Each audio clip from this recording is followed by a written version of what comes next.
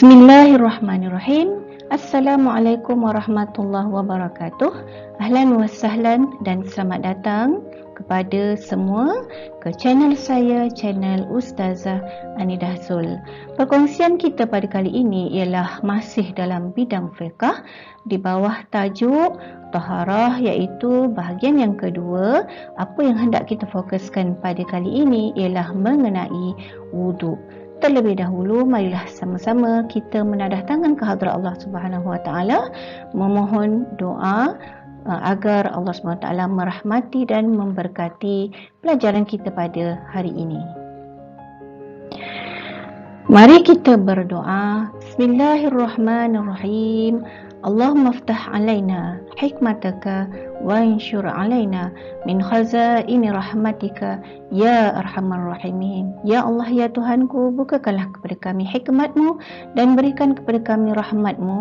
Ya Allah, Tuhan yang Maha Pengasih lagi Maha Penyayang. Amin amin ya rabbal alamin.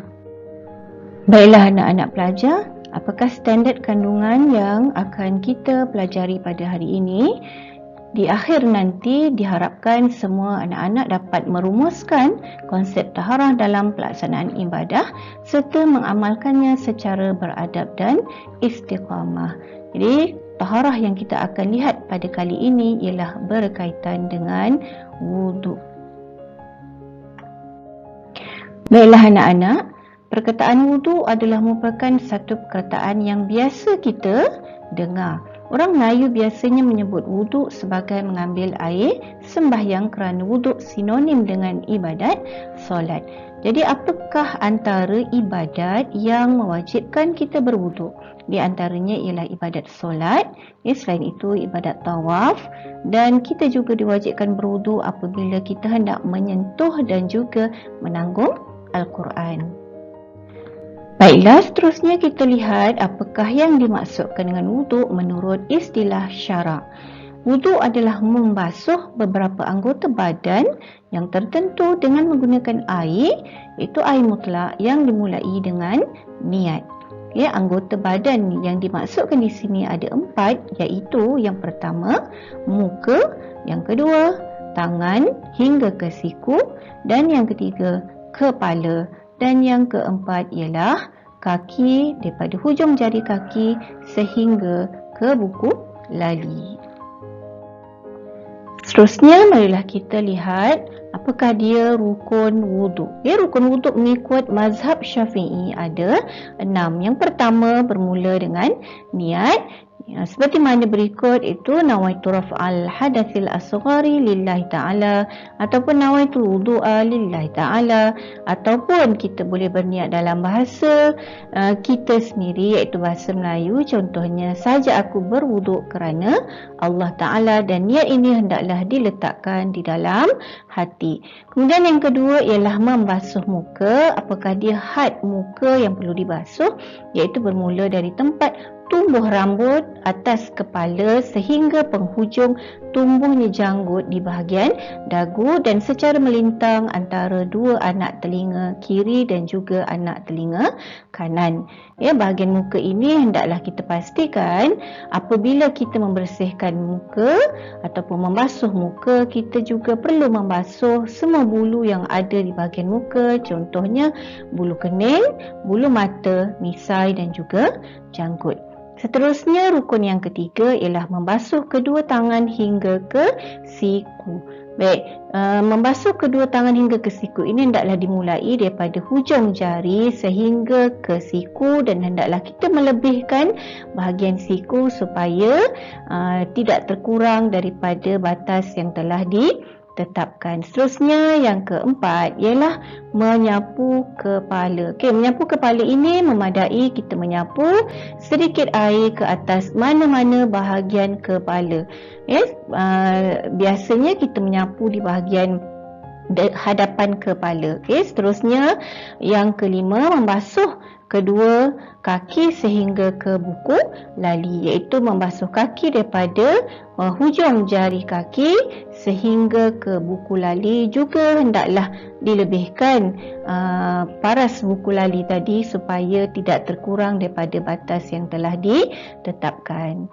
Baik, dan yang terakhir ialah tertib. Apa yang maksudkan dengan tertib di sini, iaitu mendahulukan anggota mengikut giliran, iaitu mestilah dia dahulukan dengan muka, kemudian kedua tangan, seterusnya kepala dan akhir sekali kedua kaki.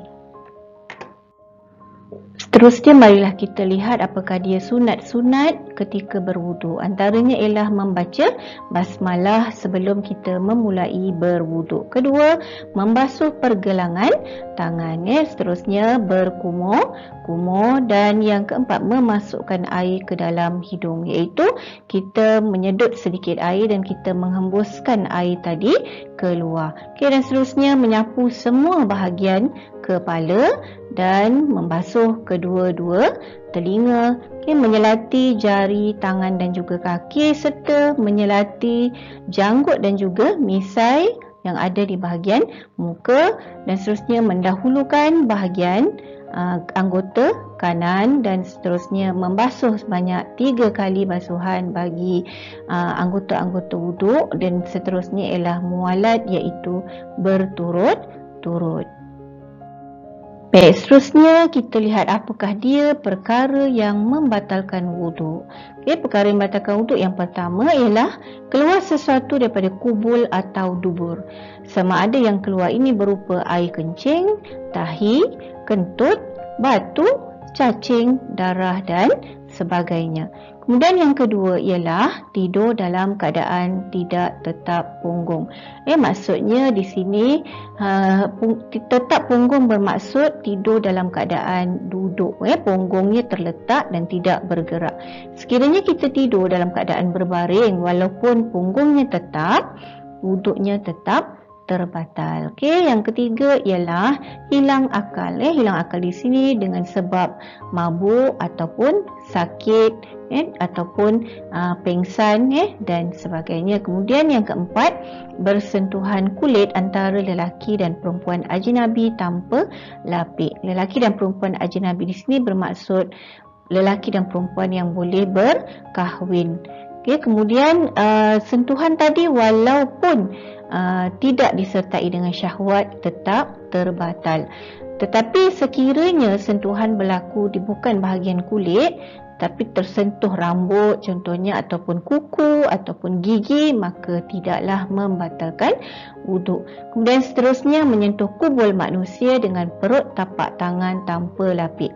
Menyentuh kubul di sini maksudnya kubul kita sendiri ataupun kubul orang lain dengan perut tapak tangan ataupun perut jari tanpa berlapik. Sekiranya kita menyentuh kubul dengan belakang tapak tangan, maka tidak membatalkan wuduk. Kemudian seterusnya menyentuh halkah dubur manusia tanpa lapik, iaitu menyentuh bahagian lubang dubur manusia tanpa berlapik dengan tapak tangan. Jadi demikian tadi perkara-perkara yang boleh membatalkan.